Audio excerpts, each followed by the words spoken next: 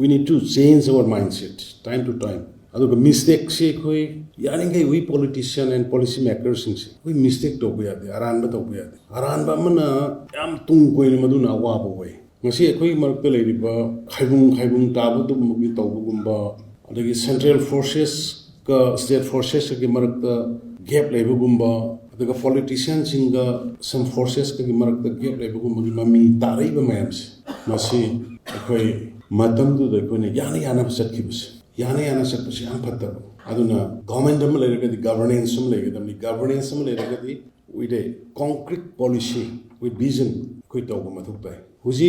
kana gumba agency kharana koi gi government si destabilize to no hono ba yawi kari gi moi gi favor de leite adu moi gi favor de leina ba dum satlagana koi gi society de koi gi sing to ki bata look ki bata madu ki confrontation ki stage the many people are taking advantage even elected members they have been psychologically threatened psychologically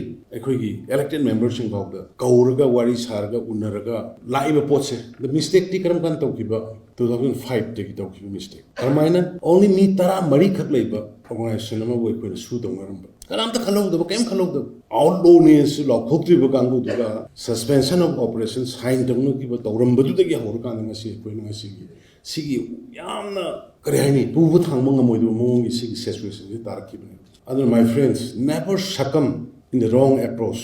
akhoi maduda de succumb once I going to already ba akhoi gi sai su khoi kam ngamoi ko future kan ngam aduna succumb tawro ga chat tanaba akhoi yamna concrete way ba pot am akhoi lepatai khoi vision amaga wakhal amaga with one conviction akhoi lep draga diba haigani